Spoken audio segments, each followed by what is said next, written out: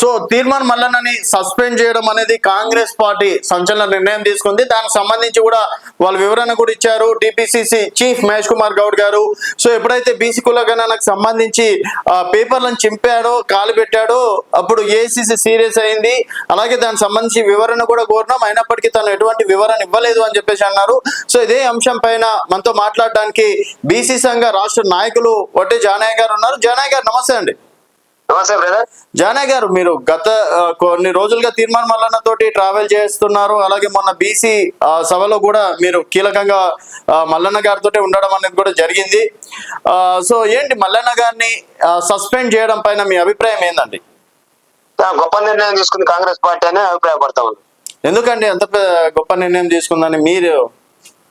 ఎందుకు అంటే ఇవాళ బీసీ సమాజం గత 75 ఏళ్ల నుంచి అనేక రకాల అన్యాయాలకు గురవుతా ఉంది. అంటే విద్య, వైద్యం, రాజకీయంగా, వ్యాపార పరంగా అన్ని రంగాల్లో కూడా అణచివేయబడతా ఉంది. పాలకులు అంటే ఈ రాష్ట్ర జనాభా సగానికి పైన ఉండబడినటువంటి బీసీలు ఓట్లు వేసేటటువంటి యంత్రాలుగా మార్చినటువంటి పరిస్థితి ఇక్కడ ఉండబడినట్టు 1, 2, 3% ఉండబడినట్టు అగ్రవర్ణాలు చేసినటువంటి కుట్రలో నలిగిపోతా ఉన్నాం. దాన్ని ఎప్పుడైతే తీర్మాన్ మల్లన్న గారు దాన్ని గుర్తించి బీసీలను చైతన్యం చేసేటటువంటి పనిలో పడి బీసీలను చైతన్యం చేస్తా ఉండో ఆనాటి నుండి అగ్రవర్ణాల యొక్క కన్ను మల్లన్న మీద పడ్డది.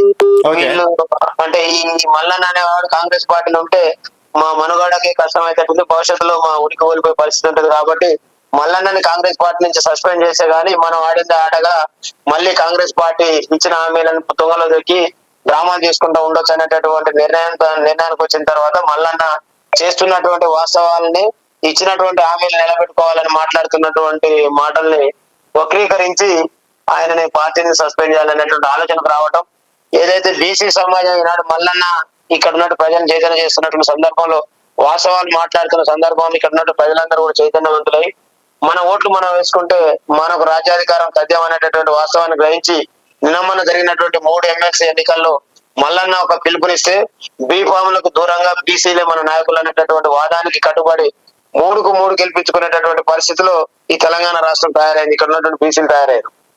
ఏదైతే కాంగ్రెస్ పార్టీ అధికారంలోకి వచ్చిన తర్వాత జరిగినటువంటి మొట్టమొదటి ఎన్నిక 1 సీటు కూడా పొందేటటువంటి పరిస్థితులు కాంగ్రెస్ పార్టీ లేకపోవడం, మరి ఆ యొక్క నిందని మోసేటటువంటి పరిస్థితులు కాంగ్రెస్ పార్టీ తప్పించుకోవడం కోసం మల్లన్న మీద ఆ నెపాన్ని మోపి మల్లన్న వల్లనే 3 ఎమ్మెల్సీ ఎన్నికలు మనం ఓడిపోతున్నాం చెప్పడం కోసం ఈ రకమైనటువంటి నిజంగా మల్లన్న గారి మీరేదో పెద్దగా ఊహించుకుంటున్నారా? నిజంగా మల్లన్న గారిది అంత పెద్ద అంటే పర్సనాలిటీ అనేది పక్కన పెడితే మల్లన్నను చూసి ఈరోజు అధికారంలో ఉన్నటువంటి కాంగ్రెస్ పార్టీ భయపడడం ఎంతవరకు నిజం అంటారు? ఒక పాయింట్. సెకండ్ వన్ వచ్చేసి బీసీలకు కుట్ర అని చెప్పేసి మీరు అన్నారు. పొన్నం ప్రభాకర్ గారు ఉన్నారు బీసీ, పిసిసి అధ్యక్షులు బీసీనే, కొండ సురేఖ గారు బీసీనే, ఒక ఆదివాసీ మహిళ సీతక్క గారు ఉన్నారు. ఇంతమందికి కూడా అవకాశం ఇచ్చారు కదండి. సో బీసీల పైన కుట్ర జరుగుతుందని చెప్పేసి వర్డ్ యూజ్ చేయడం ఎంతవరకు కరెక్ట్ అంటారు? ఫస్ట్ పాయింట్, మీరు మల్లన్న అంతలా మనగాడ మల్లన్నకు అంతుందా అని ఒక మాట అడిగారు. దానికి సమాధానం రేపు 3వ తారీఖు నాడు వచ్చే రిజల్ట్. ఈ రాష్ట్రంలో అన్ని పార్టీలు అన్ని బీఫామ్లు ఒకవైపు, మల్లన్న బీసీ వాదం ఒకవైపు. ఓకే, రేపు 3 ఎమ్మెల్సీ ఎన్నికల్లో 3కు 3 మేము గెలవబోతాం. 3కు 3 గెలిచినామంటే మల్లన్న మనగాడు అనే వాస్తవాన్ని మీరు మళ్ళీ ప్రజలకు చెప్పగలుగుతారు కదా? డెఫినెట్ గా అండి. మిమ్మల్ని డైరెక్ట్ స్టూడియోకి పిలిపించి, ఇప్పుడు ఫోన్ లో తీసుకుంటున్నా, డైరెక్ట్ స్టూడియోకి పిలిపించి మరి ఒప్పుకుంటా. మేము ఈ రాష్ట్రంలో ఉండబడినటువంటి భారతదేశం స్వతంత్రం వచ్చిన నాటి నుండి కూడా ఉన్నటువంటి పార్టీలు అన్నింటినీ కూడా కంగు తినిపించి సింగిల్ ఏజెండా బీసీలు, మాకు బీఫామ్లు కాదు బీసీలకు ఓట్లేసుకోవాలని మల్లన్న ఇచ్చిన పిలుపుకు ఈ 3కు 3 గెలుస్తున్నాం అని చెప్తున్నాం. గెలిచిన తర్వాత మీరే మీ స్టూడియో నుంచి మళ్ళా తెలియజేయాలి. First point. ఓకే. రెండవది, ఈ పార్టీలో ఇప్పటి వరకు పొన్నం ప్రభాకర్ గారు, మహేష్ కుమార్ గౌడ్ గారు మేమేమంటే వీళ్ళందరికీ కూడా సూటిగా ఒకటే అడుగుతా ఉన్నా. ఏదైతే రాహుల్ గాంధీ గారి దేశంలో ఎవరెంతో వాళ్ళకంత వాటా అనేటటువంటి నినాదంతో భారతదేశ వ్యాప్తంగా ప్రచారం చేస్తా ఉండో ఆ పిలుపునందుకొని మల్లన్న గారు ఈ రాష్ట్రంలో జరుగుతున్న కులగణనని ఖచ్చితంగా చూపించాలి, దీన్ని రోల్ మోడల్ గా చూపించి రేపు భారతదేశంలో మనం రాహుల్ గాంధీ గారిని ప్రధాని చేసుకోవాలనే లక్ష్యంతో ఇక్కడ ఉన్నటువంటి ప్రజలందరూ కూడా చైతన్యం చేస్తున్న సందర్భంలో ఏదైతే కులగణనలో జరిగిన తప్పులని మన పార్టీ ఇక్కడ సర్దిద్దుకోకపోతే భవిష్యత్తులో దేశంలో మనకు ఇబ్బంది అవుతున్నటువంటి వాస్తవాన్ని ఇలా ముందు పెట్టినప్పుడు మల్లన్నేమో ఈ బీఫామ్లతో సంబంధం లేకుండా ఎన్నికల్లో గెలిచినటువంటి నేతగా ఈ బీఫామ్లకు ఇచ్చినటువంటి నాయకులు కాంగ్రెస్ పార్టీ పైన గెలవలేడు ఆయన. కాంగ్రెస్ పార్టీ సపోర్ట్ చేయలేదంటారా? కాంగ్రెస్ పార్టీ మంత్రులు సపోర్ట్ చేయలేదా? కాంగ్రెస్ పార్టీ ఎమ్మెల్యే సపోర్ట్ చేయలేరు. మీరు చెప్పిన వాళ్ళందరూ బీఫామ్ల మీద గెలిచారు. మల్లన్న మాత్రం తన వ్యక్తిగతంగా కాంగ్రెస్ పార్టీ గెలుపు కోసం ఉపయోగపడేటువంటి వ్యక్తి, కాంగ్రెస్ పార్టీ అధికారంలో రావడానికి ఉపయోగపడే. నేను ఏదైతే చెప్తున్నా మీరు చెప్పినటువంటి నాయకులందరూ కూడా రేపు పొద్దుగా ఏమంటారంటే ఓపెన్ గా ఎక్కడైనా చర్చ పెట్టండి, అక్కడికి వచ్చి ఈ కులగణనలో తప్పులు లేవని కనుక రుజువు చేసిపోతే మేము మళ్ళీ బీసీ వాదం గురించి కానీ మల్లన్న గురించి కానీ ఇంకో దాని గురించి మాట్లాడవు. ఎందుకంటే ఇవాళ అక్కడ ఉండి ఆత్మాభిమానాన్ని చంపుకొని కాంగ్రెస్ పార్టీ చేసినటువంటి తప్పుల్ని మేము బయట పెడితే రేపు మాకు ఇబ్బంది అవుతున్న ఉద్దేశంతో మా బీసీ సమాజం ఉంటుంది తప్ప అక్కడ వాళ్ళు చేసినటువంటి లెక్కలతో ఒప్పు అని మాత్రం ఎవరు కూడా అన్నారు. కాబట్టి దయచేసి మీరు అర్థం చేసుకోవాల్సింది ఏంటంటే మేము ఎంతసేపటి కానీ మల్లన్న కానీ. నా క్వశ్చన్ ఒక్కటే అండి, మల్లన్న గారికి కాంగ్రెస్ పార్టీ ఆ రోజు ఎమ్మెల్సీ ఎన్నికల్లో సహకారం ఇవ్వలేదా? మల్లన్న గారు కాంగ్రెస్ పార్టీ అధికారంలో రావడానికి మల్లన్న గారి కృషి ఉందని నేను చెప్తా ఉన్నాను. నేను అది పక్కన పెట్టండి, ఇది ఎమ్మెల్సీ మాట్లాడుతున్నాము. మల్లన్న గారికి కాంగ్రెస్ పార్టీ సపోర్ట్ చేసింది అనుకుంటున్నారా లేదా? మల్లన్న గారు సపోర్ట్ చేస్తే కాంగ్రెస్ పార్టీ అధికారంలోకి వచ్చిందని నేను చెప్తా ఉన్నా. ఓకే, అది సరే, అది పక్కన సబ్జెక్ట్ అండి. ఇది మనం మల్లన్న గారి సబ్జెక్ట్ లో మల్లన్న గారికి ఎమ్మెల్సీ ఎన్నికల్లో కాంగ్రెస్ పార్టీ సపోర్ట్ చేసిందా లేదా?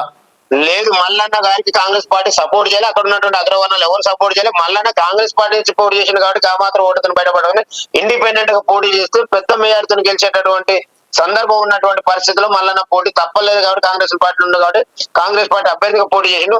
ఆయన అక్కడ ఉండబడినటువంటి ఏ అగ్రవర్ణ నాయకులు కూడా మల్లన్నకు సపోర్ట్ చేయలేదు అనేది వాస్తవం. మీ అందరికీ తెలుసు, మా అందరికీ తెలుసు. అనేక పర్యాయాలు టీవీలలో వార్తలలో మాట్లాడాడు. ఓకే అండి, థ్యాంక్ యూ అండి జానయ్య గారు. ఓకే, సో ఇక్కడ ఏంటంటే జానయ్య గారు చాలా క్లారిటీగా చెప్తున్నారు. మల్లన్న గారికి కాంగ్రెస్ పార్టీ సపోర్ట్ చేయలేదు, అక్కడ ఉన్నటువంటి అగ్ర నాయకులు ఎవరు కూడా సపోర్ట్ చేయలేదు అని చెప్పేసి అంటున్నారు. ఇదే అంశం పైన మనము కాంగ్రెస్ నేతలను కూడా లైన్ లో తీసుకునే ప్రయత్నం చేద్దాం. వాళ్ళు ఏమంటారు, నిజంగా కాంగ్రెస్ పార్టీ సపోర్ట్ చేసిందా లేదా అనేది వారిని అడిగి తెలుసుకుందాం. ప్రస్తుతం మనతో పాటు ఫోన్ లో మాట్లాడడానికి చరణ్ కౌశిక్ యాదవ్ గారు ఉన్నారు. చరణ్ గారు నమస్తే అండి. నమస్తే చరణ్ గారు, ఈరోజు మల్లన్న గారి పైన సస్పెన్షన్ ఆర్డర్ అనేది ఒక బీసీ వ్యక్తి ఎదుగుతుండు తొక్కే ప్రయత్నం చేయడానికి కాంగ్రెస్ పార్టీ ఈ విధంగా చేసింది అంటున్నారు, నిజమే అనుకోవచ్చా?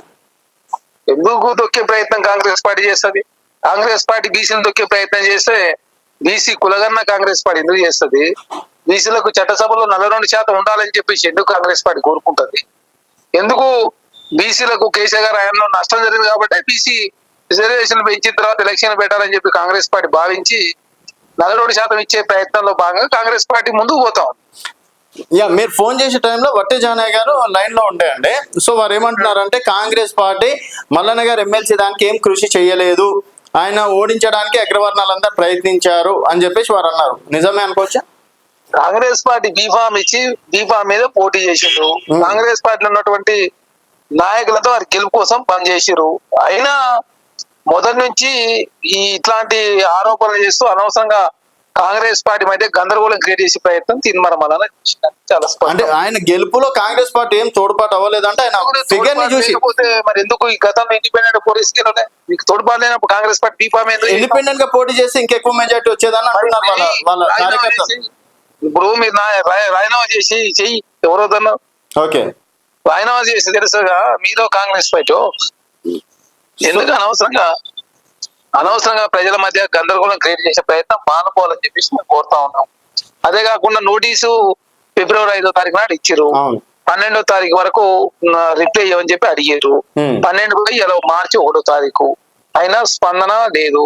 దానిలో భాగంగా వారు రిప్లై ఇవ్వలేదు. రిప్లైకి సంతృప్తి చెంది ఉంటే సస్పెండ్ చేసేవాళ్ళు కాదు. రిప్లైకు ఆన్సర్ ఇవ్వకుండా తను ఒంటరి పోగలపోయి ఇప్పుడు కాంగ్రెస్ పార్టీని ప్రశ్నిస్తారు.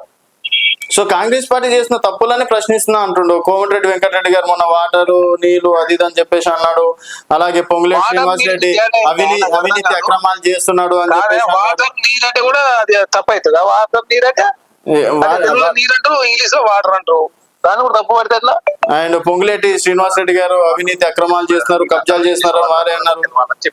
అంటే కేవలం ఇక్కడ కాంగ్రెస్ నేతల మీద ప్రశ్నిస్తున్నందుకు, అది అగ్రవర్ణాల మీద ప్రశ్నిస్తున్నందుకు మొన్న ఎమ్మెల్సీ ఎన్నికల్లో కూడా బీసీ నినాదం లేవనెత్తినందుకే సస్పెండ్ చేశారని ఆ వాదం అనేది బలంగా తీసుకెళ్తున్నారు. అదే కాంగ్రెస్ పార్టీలో ఉండి బీసీ నినాదం ఎత్తి వేరే ఇండిపెండెంట్ క్యాండిడేట్ మీరు మద్దతు ఇస్తే కాంగ్రెస్ పార్టీ సస్పెండ్ చేయకుండా ఎట్లా వస్తుంది?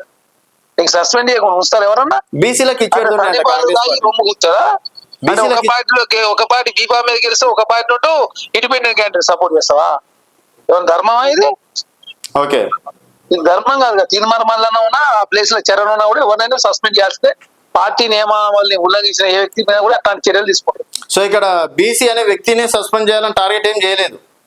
బీసీ అనేది దానిలో సస్పెండ్ చేయలేదు. ఓన్లీ తను నోటీస్ రిప్లై చేయలేదు. తను చేసిన వ్యాఖ్యలు వివాదాస్పదంగా మారి కాంగ్రెస్ పార్టీకి ప్రభుత్వాన్ని నష్టం చేసినాయి కాబట్టి అనవసరంగా ప్రజల మధ్య గందరగోళం క్రియేటించే ప్రయత్నం తీర్మానం వల్ల చేస్తా ఉన్నాం కాబట్టి తను Bharatiya Janata party BRS party tab లో ఉండనేది చాలా స్పష్టంగా కనపడతాం. దానిలో భాగంగా మరి సస్పెండ్ చేసి. ఓకే, సో ఇంకా భారతీయ జనతా పార్టీలోనే ఉన్నారనుకుంటున్నారా? లేదు, వాళ్ళ ప్రభావితం లోనవుతున్నాడు ఇప్పటికీ. అయ్యా. సో కాంగ్రెస్ పార్టీ పైన అయితే కాంగ్రెస్ పార్టీ ఆయన గెలుపు కృషి చేయలేదు అనేది వడ్డ అనేది బలంగా వెళ్తుందండి. ఇది ఒక్కటి క్లారిటీ ఇవ్వరా మాకు? కాంగ్రెస్ పార్టీ తోడ్పాటుతోనే తన ఎమ్మెల్సీ గెలిచిండు. ఓకే, కాంగ్రెస్ పార్టీ సహకరించింది. కాంగ్రెస్ పార్టీ బీఫామ్ ఇచ్చింది. గతంలో ఇండిపెండెంట్ పొజిషన్ సెకండ్ వచ్చిండు. కాంగ్రెస్ పార్టీ ప్రోత్సాహంతో కాంగ్రెస్ పార్టీ నాయకులంతా కష్టపడి పనిచేసి తీర్మానం వల్ల గెలిపించారు. ఇప్పుడు ఆయన పార్టీకి వ్యతిరేకం చేస్తున్నారు కాబట్టి దానిలో భాగంగా క్రమశిక్షణ చర్య తీసుకుని తప్ప బీసీ అనో లేదా ఇంకోటి అనేది కాకుండా చర్యలు తీసుకునే దానిలో ఖచ్చితంగా ఏ వ్యక్తికైనా ఇదే న్యాయం వర్తిస్తుందని చెప్పి కాంగ్రెస్ పార్టీ భావిస్తాం. ఓకే, థ్యాంక్ యూ అండి, thank you Charan Goud. So ఇది ఇక్కడ చరణ్ కౌశిక్ యాదవ్ గారు అధికార ప్రతినిధి, అలాగే ప్రధాన కార్యదర్శి. వారు ఏమంటున్నారు అంటే కాంగ్రెస్ పార్టీ బీఫామ్ లేకపోతే ఈరోజు మళ్ళీ ఎక్కడో ఉండేటోడు, కాంగ్రెస్ పార్టీ బీఫామ్ పైన గెలిచిందని చాలా క్లారిటీగా చెప్తున్నారు. ఇక్కడ వట్టే జానయ్య గారు బీసీ సంఘం నేత, బీసీలను తొక్కే ప్రయత్నం చేస్తుంది కాబట్టి బీసీలను ఎదగనీయకుండా చేస్తుంది కాంగ్రెస్ పార్టీ. ఎక్కడ రేవంత్ రెడ్డి కావచ్చు మిగతా అగ్రవర్ణాల లీడర్ల కన్నా ఎక్కువ ఎక్కడ ఫేమ్ వచ్చేస్తుందో అని చెప్పేసి కుట్ర పండుతున్నారు. కాంగ్రెస్ పార్టీ బీఫామ్ ఇవ్వకపోయినా భారీ మెజార్టీతో గెలిచేవారని వట్టే జానయ్య గారి వాదం. ఇట్లా ఎవరి వాదం కరెక్ట్ అనేది మీ అభిప్రాయాలు కింద కామెంట్ రూపంలో తెలియజేయండి. చూస్తూనే ఉండండి తెలంగాణ.